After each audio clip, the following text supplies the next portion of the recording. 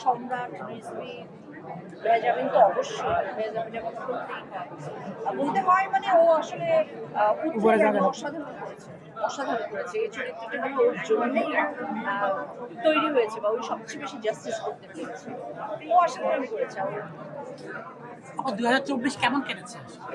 2024 সবার যেমন কেটেছে তাই কেটেছে, কাজ করেছে, সবকিছু করেছে এবং পরশু মানে 27 তারিখ আমার ছবি রিলিজ করছে, তো এই জন্য আমি বেশ ভালো লাগছে। সেটা একটা ভালো লাগার বিষয়। মুক্তিযুদ্ধের মাসে মুক্তিযুদ্ধের ছবি নিয়ে আসছি আবার, সেটা একটা আমাদের ভীষণ ভালো লাগার বিষয়।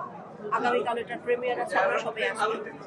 রাত পোহালে 2025, নতুন বছরে কি বার্তা দিবেন আসলে? রাত পোহালে আচ্ছা, নতুন বছরে সবসময় তো আসলে যেই বার্তা যে সবার মঙ্গল হোক, সবাই ভালো থাকুক, সবাই আমাদের দেশটা যে একটু আনরেস্ট অবস্থায় যতটুকু ছিল বা এখন আছে সেটুকু আরো ঠিক।